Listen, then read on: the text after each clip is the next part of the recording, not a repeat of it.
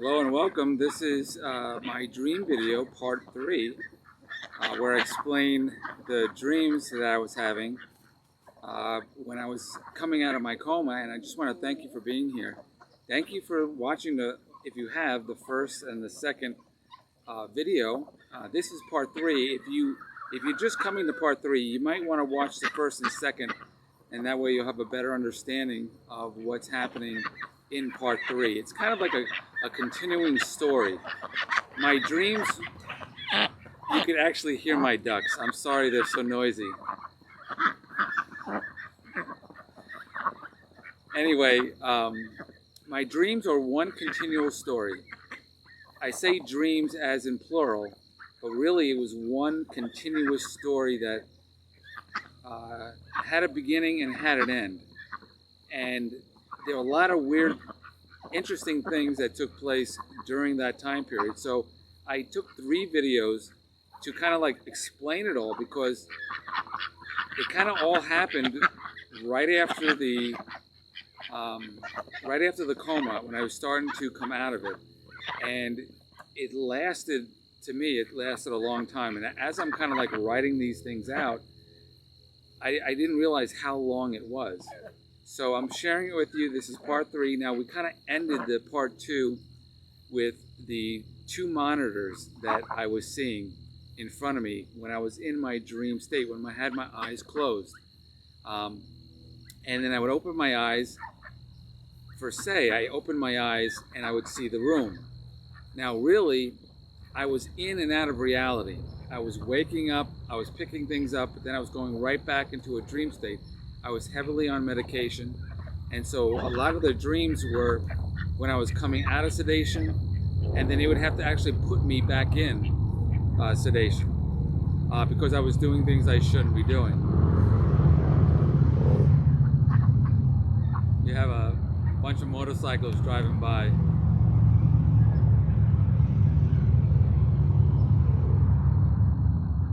Between the ducks and the motorcycles, we'll get this video done. But this is the last part, and in explaining what took place in my dreams, this is probably going to be, hopefully I'll try to keep it as short as possible, but this seems to be the longest because it has an ending, and I'm going to share with you at the end of this video some of the lessons that I believe I learned through the process of having these dreams. I don't believe these dreams were by accident.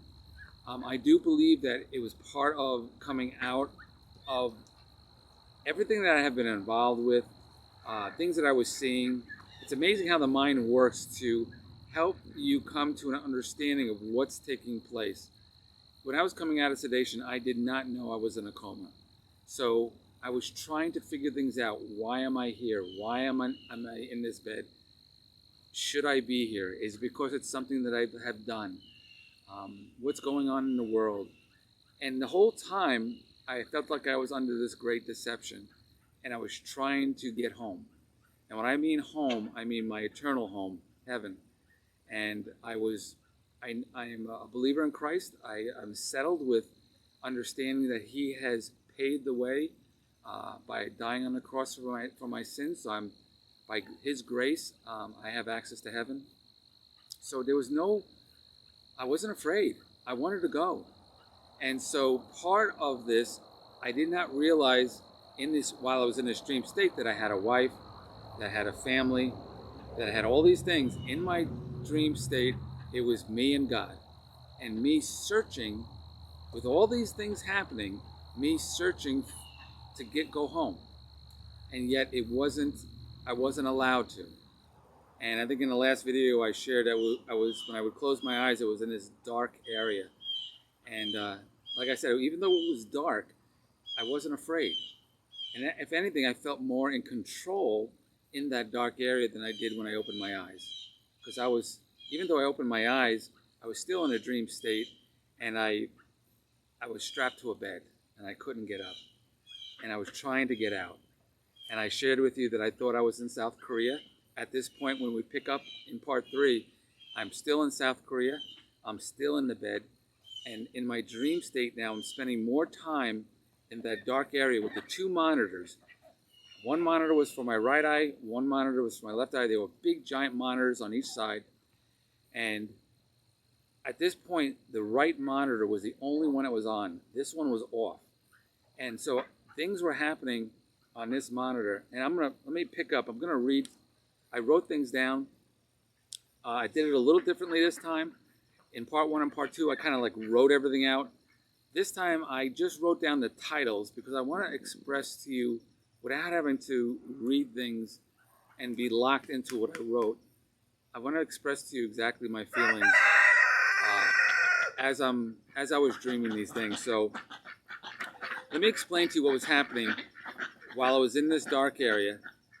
I was having the monitor on, and I started to notice things that were happening in this side of the room, things that were weird. Like I would see shadows come in, like almost shadows of creatures, of when I say creatures, I mean almost like human beings, but they're just their shadows.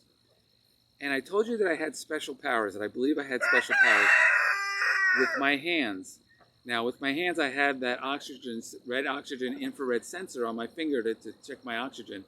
But I would use that to move things around. In other words, any digital equipment that I had, I could actually move things. And when I had my eyes open, I could actually play with my vitals monitor. It took care of my heartbeat, and all that kind of stuff. I could actually use it. I shared that in part 2, and control that environment. So, but in the dream state, in the dark area, I didn't need the infrared. I just waved my hands. And when I waved my hands, I could wave things away. So if something came in that was kind of odd and I didn't like it, I would just I would just push it away and it would disappear. And I had all kinds of things coming up. Everything from cute little puppy dogs to people thanking me online. Little memes would pop up, to videos that are being played up on that monitor. And I was able to control it by just swiping my hand. Now, in reality, in the room, I was using my hands. So in other words, the nurses who were there, not in my dream state, this is what was real, could see me doing this. And they didn't know what I was doing, but I was, in my dream state, I was swiping away things that were getting in the way. And if I wanted to see something new, or if I wanted to, I would just be able to control it. So the thing is, I knew that there was something that was sending me all these things. And I didn't know who it was. I knew it wasn't like a god or anything like that. I knew it was somebody that was kind of like a part of what I'm a part of, like the YouTube community. Because I looked at it as a network. And I looked at it as these things are being sent over a network. Even in that dark area, I felt I was being fed information. Okay? And if I said something truthful, or even as I'm figuring things out, if I said something truthful, even when I opened up my eyes, these things would pop up. Even when I started opening up my eyes, these things would start popping up in the room. And I would wave them away. And I felt as if there was something in control, like another YouTube person, like that would have his own channel, or somebody like that would control some kind of network. And he was actually, I say he because when the other monitor did turn on, I had 2 now, and on one side we had one person, one YouTuber, who was in control, knew exactly where I was at, but it was like a way of them reaching me. And then when the other monitor eventually turned on, I had another YouTuber over my shoulder over here. So I had 2 YouTubers controlling each monitor, and it was shooting up information, okay? So I was constantly doing this, wiping things away. And in the beginning, it was friendly. It was like there were things that were being shared with me that were interesting, friendly. And then it came to a point that it was overwhelming. And it was almost like it became a distraction. And I had both sides jealous of one another, almost like this YouTuber would help me, this person would then get upset and then put things in front of me that I didn't want to see. And then this YouTuber wasn't very happy and he would put stuff up and I'm constantly swiping things away, trying to get to what I want to see on the monitors. And things that were being put up on the monitors were like just things that we see every day, the garbage of just foolishness that's on like your TV, on commercials, all kinds of programs that you kind of like, whenever you turn on the TV and you just have the remote and you're just clicking and there's nothing on, you got like 100 channels, but there's nothing on and you just flick and flick and flick. I felt like that's what it was. I felt like things were putting in front of me just to distract me from what was really going on.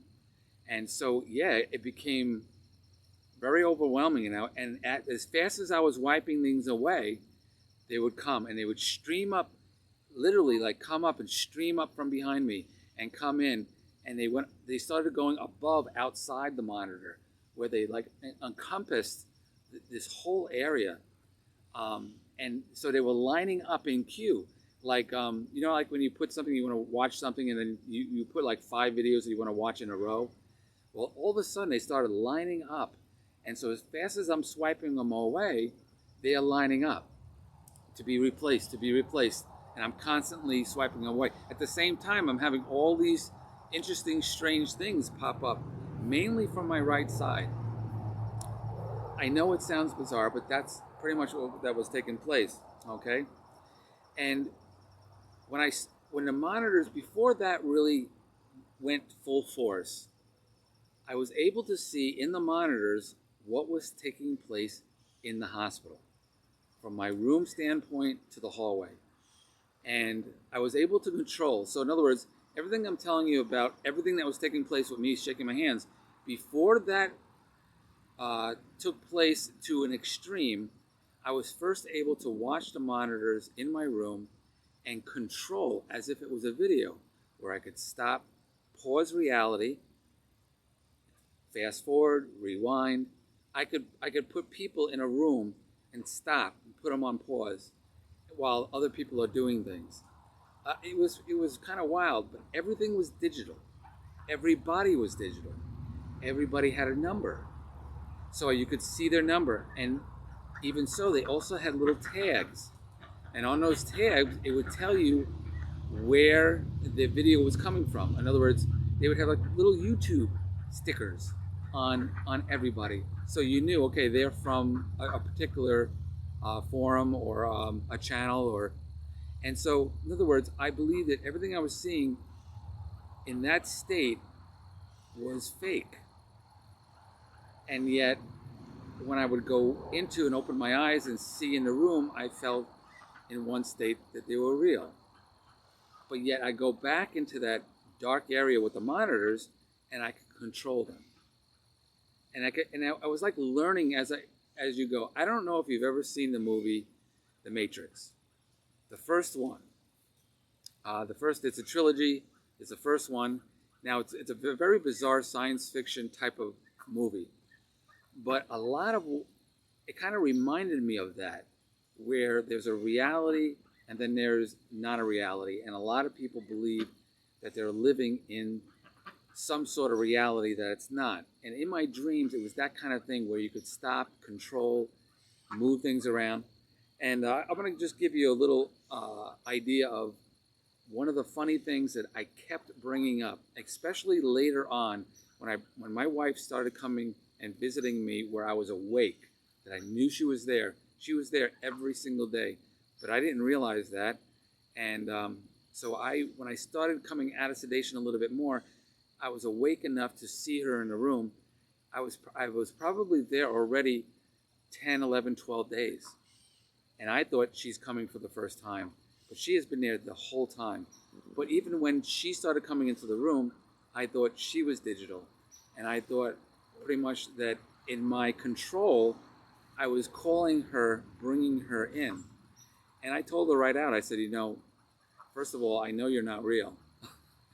And I was very frank. I was very forthright in what I thought. And I can't imagine uh, the nurses and the doctors, and when they kept asking me, "Do you know where you are?" and I would tell them South Korea, I was in a delirium, and they knew it, and they still took care of me. But as part of this dream, I would close my eyes, I would go into this black area, and this is like I'll give you an example of what are the things I could do in trying to prove where I was. Now, if you remember correctly, in the last video, I told you that I was in South Korea. There were South Koreans that were trying to, young South Koreans that were trying to help me, rescue me. I was trying to code and tell them I needed help. The hospital people caught on. They boarded everything up, and they started redesigning the building. So I kind of like lost connections with those young people. And that was the last I kind of saw of the young people, because they completely redesigned the building because of me. And so the hallway changed, my room changed. They even built another room identical to mine because they had to extend the building, because they had to totally redesign it to not just fool me, but actually to fool the whole public, and to like seal off that entrance and make another totally different entrance. They took the hallway, and at the end of the hallway, they made a buffet area. So people were having food and stuff, and I'm seeing this in the monitors, okay? I would go to sleep, I'd wake up, and the building was changed even more. I would see the netting, and I would tell the nurses, I said, "What are you guys doing? I know what you're doing. I know what you're sealing these things up, and you're redesigning the building. You're not fooling anybody." And I would see the exit signs change. I mean, I was looking at everything. And I would say, look at the end of the hallway. You now have like a buffet area. You kind of made it very friendly for people, so no one would suspect anything. And I would see people walking up and down the hallways, all different American-looking and Asian-looking people, because I believed I was in South Korea. So there was this one part where I could see someone down the hallway. Now I got the two monitors, and I'm watching, and some of the nurses, they were buying lunch. And so they bought lunch, and then they had it delivered. Well, there was a doorway that led to the outside. It was probably halfway down the hallway on the left. And so I see a nurse waiting there for somebody, and a man comes in. All I could see was him for like a half a second, or I would say maybe a second, him come through the door and hand them a bag. It's almost like if you ever bought anything from a place that cooks Oriental foods, and this was like a duck. I said it was like a chicken or some kind of duck that was cooked, and they were buying it for lunch. And so the guy brings the bag in, sets it down, they pay him, he leaves. It was like for a second. But he was Oriental. He was Asian. And so I was like, that's it. That proves that where I am. And so I would actually, with my hand, control and go back and forth and play that over and over again, like 9 times. I was so proud that I could do that. I was so proud I could do that. And I would make people, like if they were coming out of a room, I'd pause them and keep them in that room. And this was proof for me to try to convince those around me that everything is digital, and you guys are trying to deceive me. And I wouldn't be able to do these things if it wasn't. Okay? Now, in the reality of things, I understand I was coming out of a deep, sedated with medicine, and I don't know if the digital, when my eyes opened up after a week being in a coma, my eyes looked a little weird, and I don't know if I started seeing things like you would see in a digital screen when you start losing signal and everything gets pixelated. I saw a couple of things that were like that, and maybe in my mind I thought, that everything was digital, okay? There was a time in my dreams that as I was going in and out of that dark area, I had people watching me constantly. And in reality, I did. I had somebody in the room watching me at all times. And so there was this one nurse that was sitting there. She had a cell phone. And the cell phone, as I closed my eyes and I went to that dream state with the monitors, I could see that her cell phone, whatever she was watching, was displayed behind her as a large screen. And I felt as if she was put there with that because her phone interfered with what I was trying to do and control. So I was even trying to control her cell phone. And all I kept getting was these constant videos, memes, shadows, mist, all kinds of stuff. And at that point, in reality, they had already pulled out my tube, so I was very dry, and I haven't had anything to drink. So I kept asking for something to drink. And so the person, the nurse that was in the room, when I had my eyes closed, they thought I was asleep, and they would bring her something to drink, and I'd open my eyes and see the drink, and I would say, how could you do this to me? I'm asking for something to drink, and weird stuff like that was taking place. And so I was in and out of reality, from my eyes being opened in the room to then closing my eyes and being there with the two monitors in a dark area, being able to control everything, almost like being able to watch everything with everybody thinking I had my eyes closed. But I was kind of like in my own world, in control. Okay? Now, I told you about a lady named Wendy. She was a nurse. And like I said, I don't remember the exact names. And if I am using the exact names, I apologize.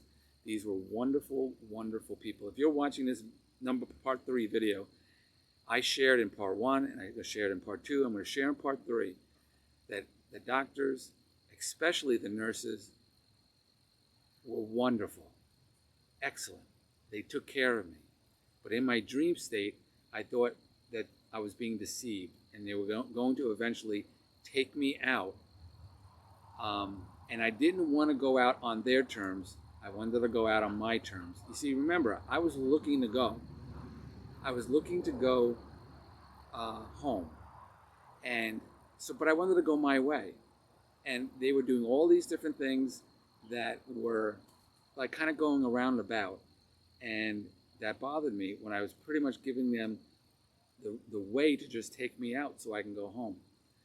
So in reality, they are wonderful, hardworking, fantastic people. Amazing. I have a greater respect for people that do that day in and day out. And so when I bring up like a nurse like Wendy, in my mind, in my delirium, I thought they were going to start to take me out because I was causing all this trouble. And so the funny thing is that she comes in, she wants me to take the meds. Now my eyes were open at this point. And so I said, I would really like something to drink. And I said, I would like to have a ginger ale or Sprite because I saw people walking down the hallway and they had machines there. And so I would say, so they said, no problem. So they actually went out to get something to drink and they popped it open without me seeing it. And so when they came over with the can and the drink, with the medicine, I said, you know what?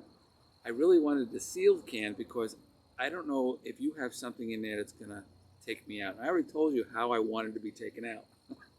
I shared that in part 2. And so I wouldn't take it. And so she was a little upset. And so she went over to the other room, and I said, I really want to see the can unsealed. I'll pop it open. And so what she did was, with another nurse, with their backs towards me, they kind of like got together, and they poured the drink into a cup. And I was actually saying to them, listen, I know exactly what you're doing. You're pouring the drink that you had already opened, and you're putting it in the cup, and then you're going to make me take this medicine that I'm not going to take. And so they both laughed because they knew it was exactly what they were doing. And so I said, no, I'm not taking it. And if it was a dream, if it was reality, all I know is that when my wife started coming in, where I was starting to talk to her, she told me that the nurses, I would not take my medication. And I was constantly, my mind was in constant motion, so I wasn't sleeping. And I had catheters in at that point. I wasn't pulling them out anymore. But I was always in motion, always awake. So I had like, at that point, 3 or 4 days of no sleep. And so the delirium was getting worse. And they allowed my wife to stay because she actually, she told me that they said that she was the only one who could calm me down and get me to take my medications. So that was kind of an interesting, while all this is going on, there is a reality that's taking place. So even though I'm in my dream state, in and out of reality, there's a real thing going on. And so a lot of the stuff I heard later when I finally came out of it all. But so anyway, at that point I frustrated Wendy, and she left the room. I was getting her aggravated, and so at that point they started sending religious people in. I had all kinds of religious people step in from all different types of denominations. I would pray with them, and I pray for them. But there was one lady I remember, and she was an African American lady. She was short, and she had she was like a Methodist. I would say that's what in my mind I was thinking. But she didn't know the scriptures at all. In my dream, and she was very nice.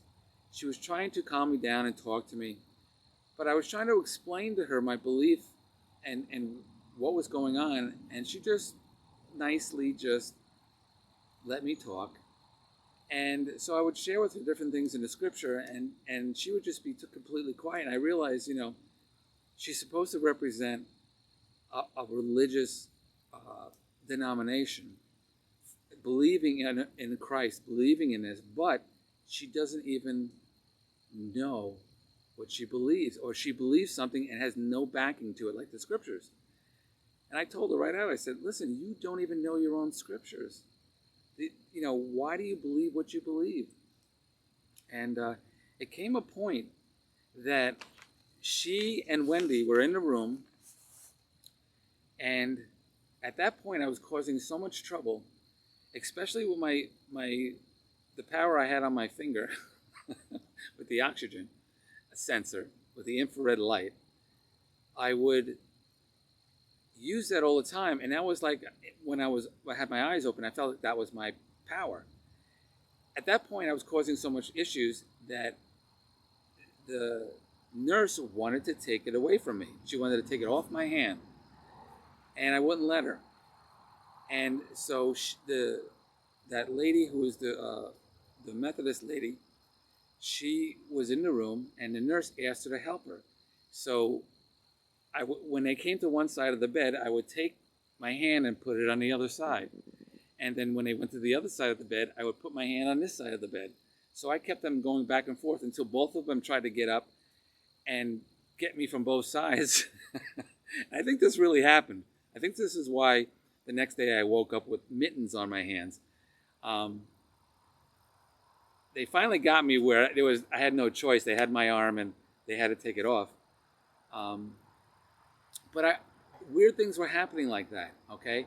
And then I would go back asleep and get back into that dark area with the monitors. It was crazy. So then I finally had my wife visit, where I recognized. I woke up, and I might even share with you a little bit of clips. My wife took some videos while I was in this state. You saw some of the pictures that I put in the other part 1 and part 2, but I never shared anything about me speaking. So I'm going to put in this video a clip of what it was like me coming out of this. Now, it's going to be a little bizarre, but I want to share it with you. Well, that's what you said. Yep. We'll find out tomorrow morning. Yeah. You said that yesterday. Right. Watch the memory. So how did you get me here? You said? He told me you were coming. No, but you said you got me here by rewinding. What color is that? It's clear. You said you got me here by They rewinding. told me you were coming. Mm-hmm. And I said, I don't see her. You didn't show up for a while. You showed up that day. But that's why I had you walk to the other side of my room, because out of this eye, everything looked all messed up. We're going to find out how this all works. But I can't see people with this eye on this part of the room. Mm-hmm. My eye's messed up somehow. I can put my hand there. Why is your eye messed up? Do you remember It's the right and the left. What did I tell you about that? We're going to find out, right? No, what did I tell you it was? Do you remember? Yes. What did I say? You know more than I do. No, I told you that it was because of the stroke. Remember? See, it's coming back. Do you remember me saying that? You can even hear the beeping. Yeah. Do you remember me saying that? What color is that? It's clear. Do you remember me saying that? You said that you come back tomorrow, I know, I'm asking about your vision. but I never saw you. I was here. I never saw you. Okay. You didn't show up the next day.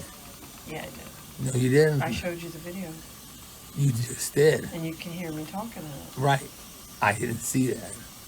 Because No, what I meant, listen to me. Listen to what I'm saying.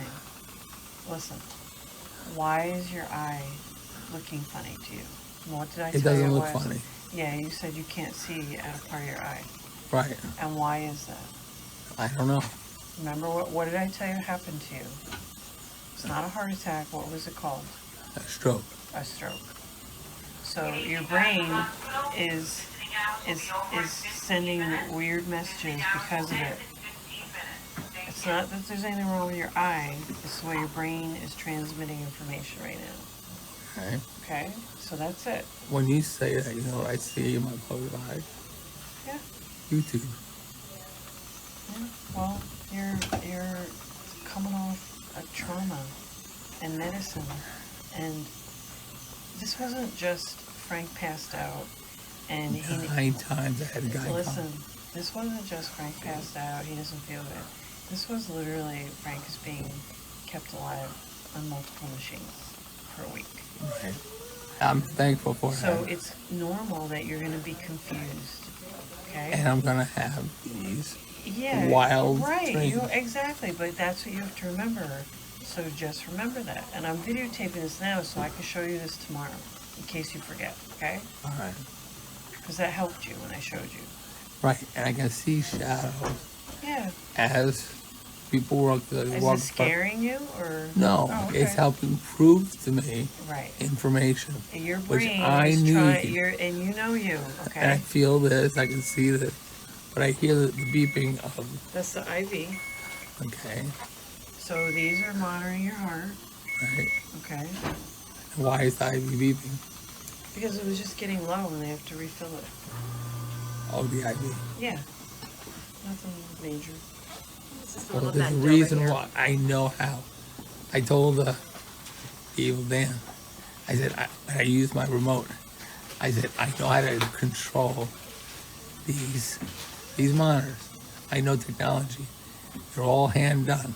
Mm-hmm. You know, when I prayed with that one pastor, first aid pastor, Mm-hmm. Evil Dan walked over to it, and he touched the screen while I was praying with that one man. Mm-hmm. I said, Dan, why did you touch the screen? It's a touch screen. I know how it works. Mm-hmm. All these monitors that are on these people, and if you look at these monitors, how they're set up, they have backs on them, and you can use the laser. I can actually even see the laser while my eyes closed. I can see it if my eyes closed. Actually, I can see it better if I bend my knuckle. Mm-hmm. Anyway, it's called laser lighting, and you can control it. Anyway, I'm about to spin them again.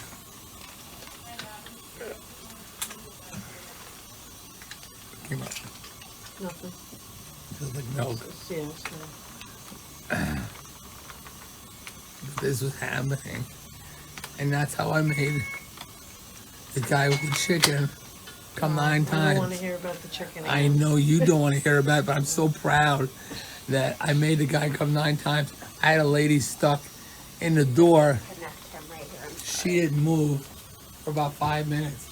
I had the lady priest I prayed for, who didn't know the scriptures at all. I had her sit in that chair for 5 minutes, stuck. And I was saying these things out loud because I know what I was seeing. Right. So we'll find out tomorrow. Yeah. A lot. So you're gonna rest though? Yeah, well, of course. Because I have to go. Yeah, I heard it. I heard the announcement. I'm originally from Long Island, so my Long Island accent really came out. And I was talking to my wife and I, we have a relationship. We are best friends. And we're not afraid. We're both alike. We kind of just say what's on our mind to each other, but in a loving way, but yet, sometimes it can sound like an argument, but it really isn't. It's a discussion. And it's funny, people watch us, and we'll go back and forth, and we love each other. But we share what's on our minds. We're not pushovers, and my wife's not a pushover. And so she was really just trying to help me come to reality. So when I started waking up, I would say, you're not my wife, you're digital, you're not real. And remember, this side of my eye, I can't see because of the stroke. So I still can't see at all, unless it's right in front of me, but I can't see my hand or anything over here. So what I would do is I would test people. And I would say, okay, get up, walk around the room, come to this side of the bed. If you disappear, you're not real. So I did that to my wife. I said, I want you to come over here. So she walked over here, she disappeared, and I said, I'm sorry, you're not real. And I said, I'm going to be here for maybe a couple more days, but they're going to take me out, and I'm not going to be alive tomorrow. So, and this is the way I'm talking to her. And so get this. I actually made her, and she did it. Talk about a loving wife. I said, listen, I know my wife's toes. I know what they look like. Take your shoes and socks off, put your foot on the bed, and I will look at your toes, and I will tell you if that's really you. Are you really my wife? She did it. She took her socks and she put it on the bed. I looked at her toes, and I said to her, yep, that's my wife's toes, but you're not real. So I was really in a state of delirium. And she laughed it off. She wasn't frustrated. She knew. She says, after a week of seeing you in a coma and not being able to talk to you, she was so happy that even though I was in this delirium, this dream state, she laughed it off because she knew at least I was alive. At least I was awake. Okay? So that's funny. So then she said she was going to go home. She had to leave. Visiting hours were over. And so I'm coming out. Like I said, I'm in and out the dark area and in the room. And she's there now. She said she has to go. And I said, well, you're not going to see me tomorrow. I said, I'm going to be dead.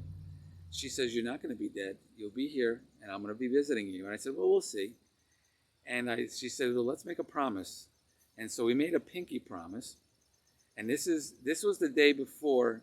Okay, I guess this must have been before I got the mittens on my hands. Oh, no. Actually, I asked the nurse to take the mittens off my hands while my wife was there so I could hold my wife's hand. And they said, oh, you promised to be good. And my wife said, you promised to be good. And I said, I will be good. And so they took the mittens off so I could hold my wife's hand. Now, at that point, I didn't believe she was my wife, and yet I was holding her hand.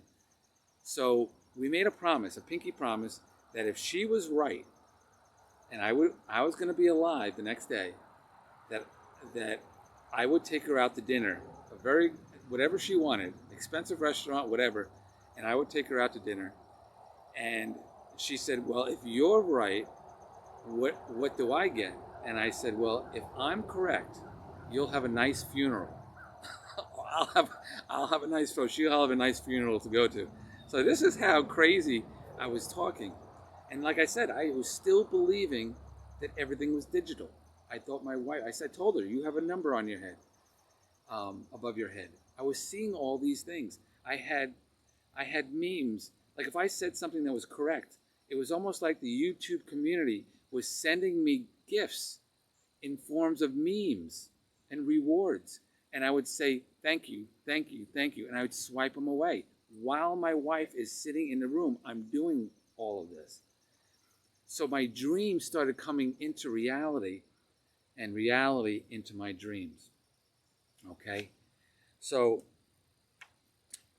this is where we're coming to the closure of my dreams, and this was the most.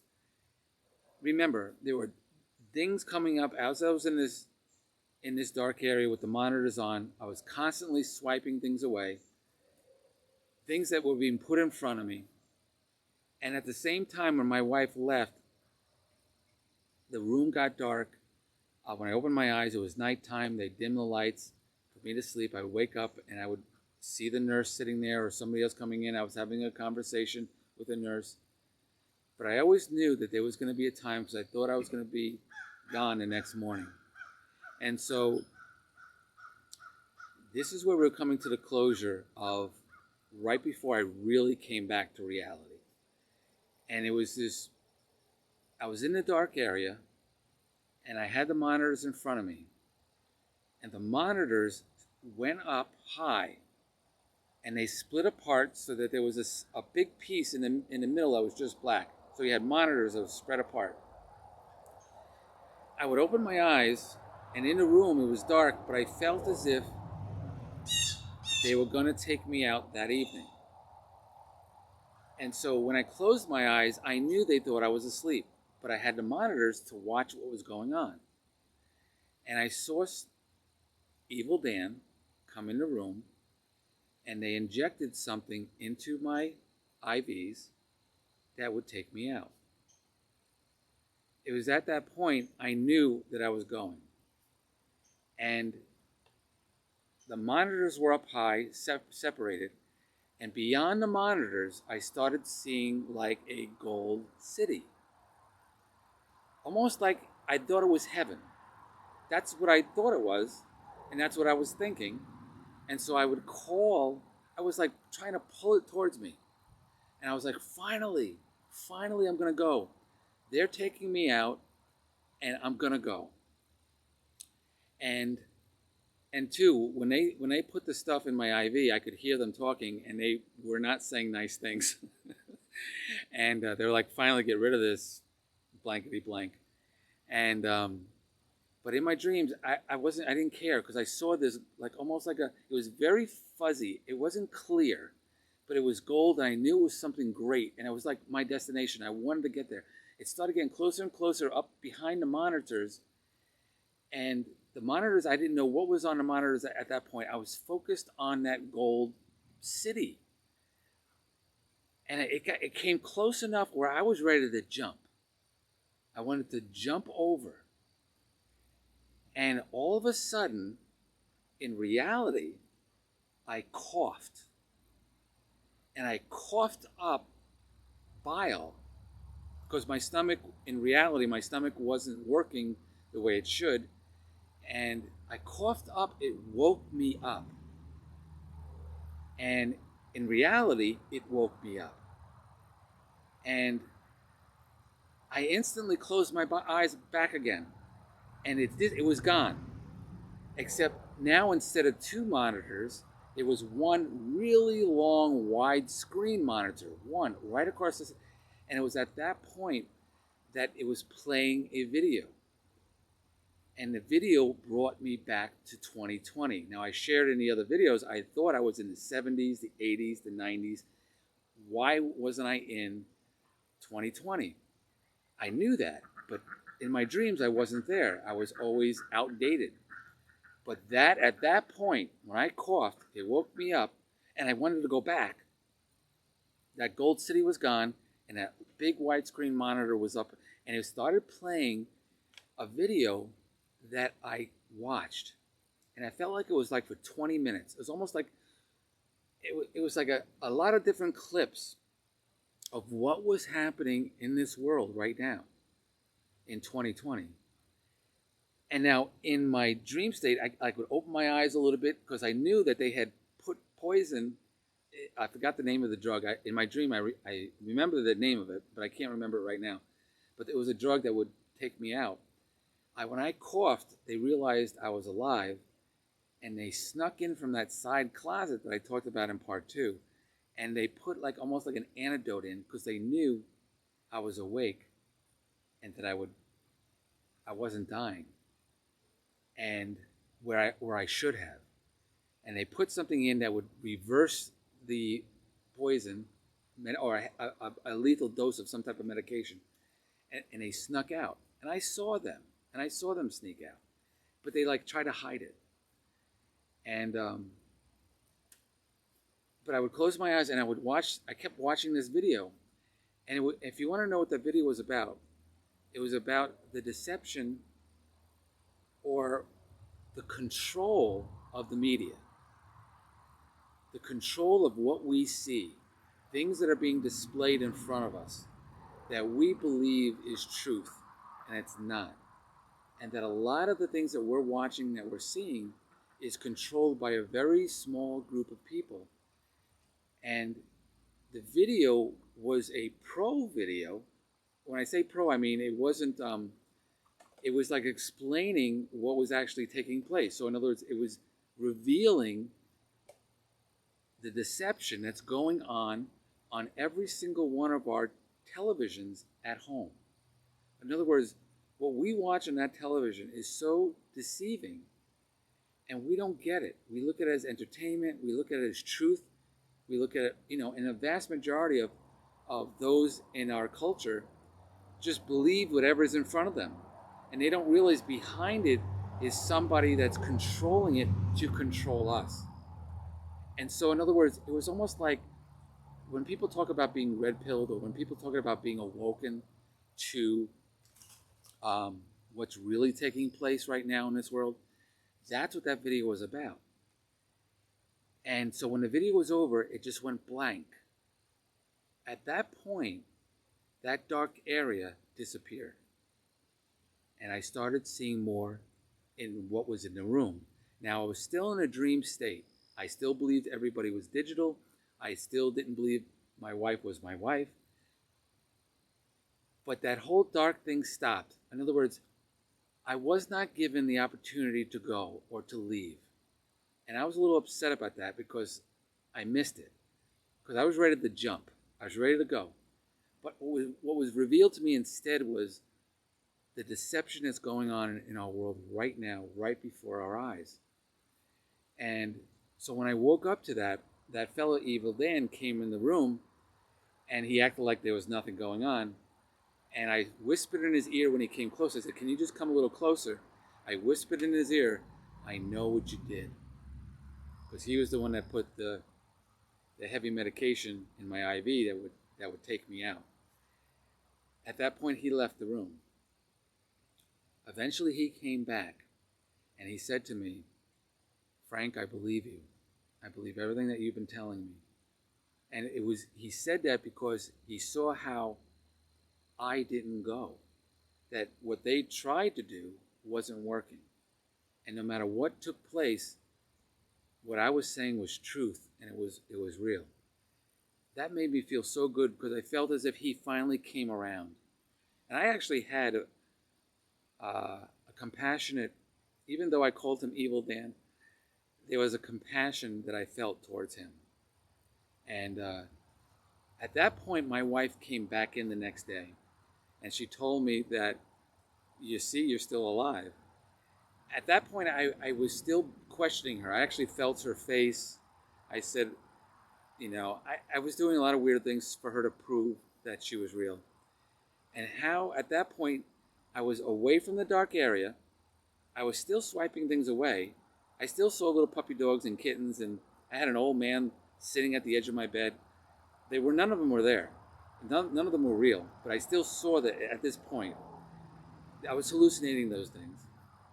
And so I would swipe them away, and they'd go away. So my wife was sitting there, and she says, "Well, I win. You're still here." And I made a sarcastic remark because growing up in Long Island, that's just part of your just part of your DNA. You're sarcastic, and thank God I don't have that sarcasm anymore. But coming out of this coma and in sedation, my Long Island talk, heavy accent, and sarcasm was right back to what it used to be when I was younger. And so I said, "It's not over. I'm still here." I said, "I will believe you when I can walk out those doors."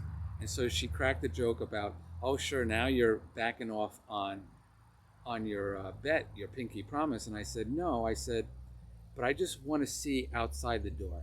If you're telling me that I'm in this location, I think I'm in South Korea. Until I can get out that door to prove, and then and if you're right, everything I said I promised, a definite, no problem. I said, but in my mind now, I still believe you're not who you say you are. And that's when she pulled out her camera. She pulled out her camera. She's been recording and taking pictures of this whole procedure. And she knew that I needed it, but she knew I'd want her to do that. And so she started showing me videos of me in the coma. And that's when the reality or the dream state with my eyes open started to disappear. And I said, that's me? I had no clue I was in a coma. I had no clue that they did all these things to me. I had no clue that they had all these machines keeping me alive. I was just trying to escape. I was just trying to figure things out. I was just trying to overcome the deception. And yet, right in front of my eyes, I was seeing the reality on video.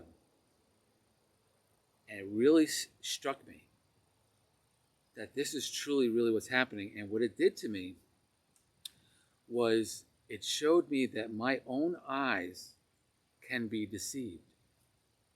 That my own visual eyes can be deceived. And it bothered me. At that point, I was really upset.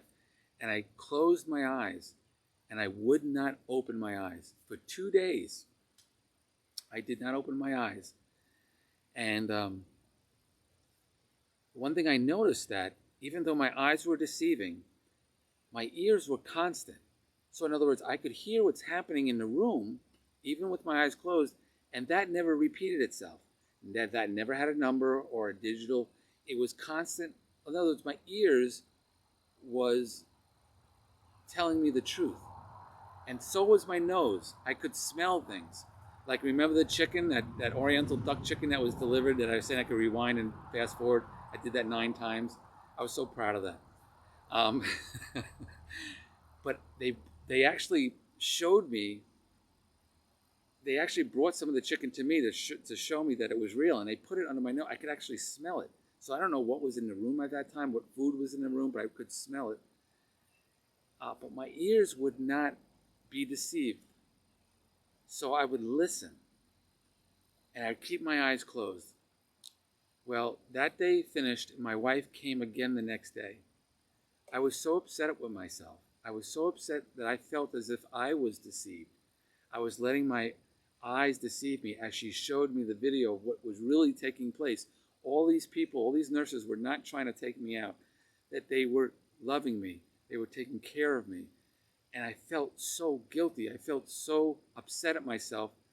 You know, here I am trying to figure things out, helping other people to come out of a deception. But yet, even in my delirium, I was deceived in regards to what was taking place in my own life.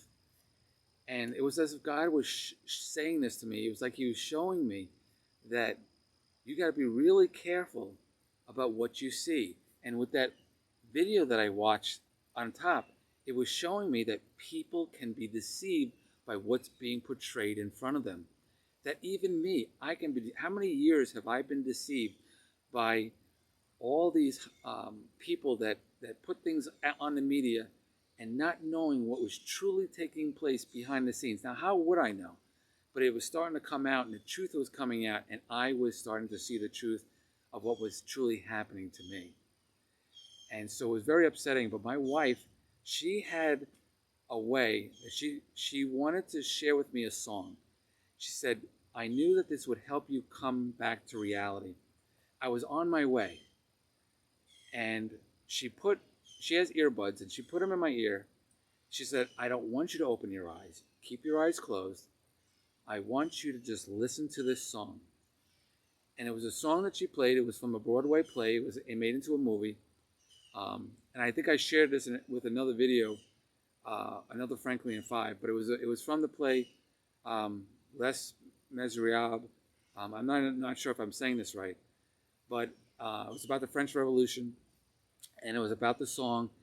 The song that was sung was "Bring Him Home," and this was my wife's song, and that she wanted to play for me to remind me that I had a family at home, that I have a wife, I have children. And when now remember, I had kept my eyes closed for 2 days straight. She said, keep your eyes closed, just listen. She played that song for me.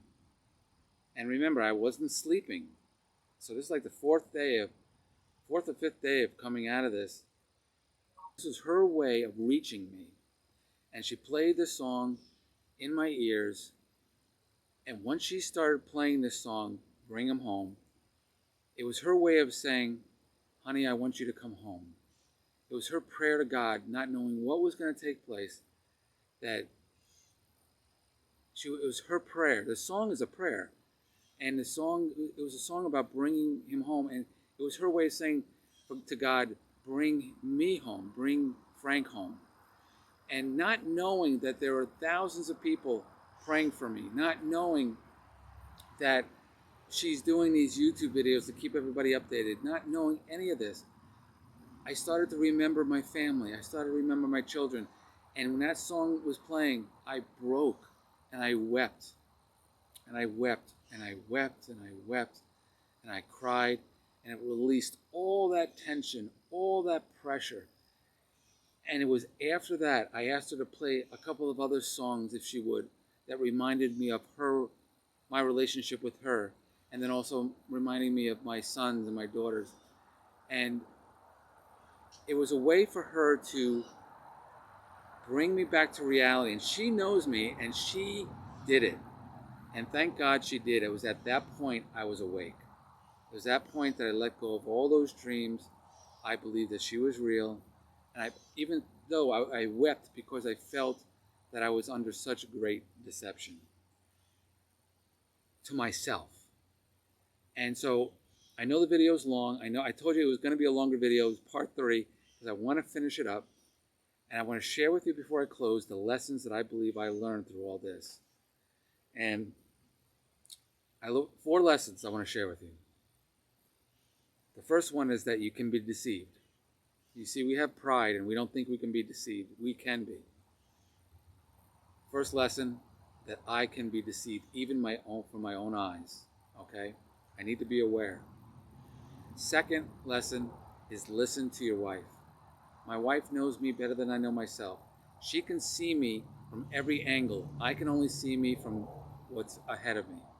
She sees me all around me. She knows me better than I know myself. To listen to her, to pay attention to her words, not just hear her words, but hold more value to what she is saying to me as a husband.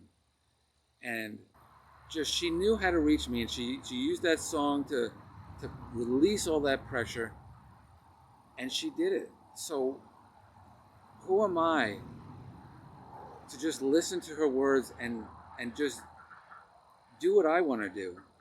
I need to listen to her and hold with value her words, because they are so valuable, and then make a better decision, because if I can be deceived, I need all the help I can get.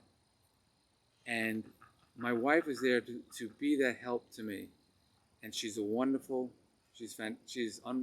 unbelievable, and I'm just so happy to have her as my wife. And so she knew what to do. So to listen to my wife, that was the second. Listen to your wife. Men out there, listen to your wife. Number 3 is that God is in control. That even though I wanted to go home, even though all these things were taking place, God wasn't up there worrying or saying, oh, what is Frank going to do next? He knew exactly what was going on, even though I didn't. And I had to rest in the fact of knowing that he knew better. And then the 4th lesson that I learned was that there were thousands of people praying for me. Here I am, one person asking to go. Yet there were thousands of people praying for me to stay. Who is God going to listen to? 1,000 prayers of me staying, or my one prayer of me going? Obviously, God thought of answered the prayers of those people that were praying for me, my family, my church family, my YouTube community family, all of you out there. What a wonderful experience that lessons that I needed to learn, and knowing, not understanding how much of a impact a simple YouTube channel can make. A community can be built where people are praying for you from all over the world. My church family praying for me, my kids, my wife. I started hearing stories of everything that was going on. It was almost like the ending of It's a Wonderful Life, realizing that my life is valuable and that I'm here for a reason and a purpose, and that I was selfish to want to go. I mean, I don't think there's anything wrong with wanting to go, but at that moment, while everybody was asking for me to come back, my family, my kids, my friends, I forgot and let go of all of them and just wanted to just escape the deception. So those are the 4 lessons. You ready? I'm going to recap. 1, you can be deceived. 2nd, listen to your wife. 3rd, God is in control. He's higher than us, and we might not understand everything, but He's in control. And the 4th is the power of prayer. Prayer is so important. And so that is the recap of my dreams. After that, I woke up. I was starting to laugh at the things that I was believing and thinking and dreaming, and my wife was too. And so now, even after this, we play the videos sometimes just so we can laugh. But those are my dreams. And I'm here now, only a month later, and the doctors that keep seeing me say it's miraculous for where you were from being a month later, that you have recovered so well. It is a miracle. And for every single doctor to say that, to me, that has some weight, because these aren't all people who believe, but they cannot explain it. They can't explain why it happened to me, and they can't explain how I came back so quick. And so with that, I say God is in control and that prayer works. And I want to thank you all for praying for me. I want to thank most of you who have prayed for me, and also the support that you have sent. Many people have shared, who have supported with the Patreon accounts and with the gifts, physical gifts and monetary gifts to help my family during this time. I want to say thank you. What just a love that's been shared through this whole process. And I'm going to close now. It's been a long video, but I just want to say thank you again. God bless you. And we're going to kick into with some other interesting videos that are going to be coming out soon in regards to what's happening in this world.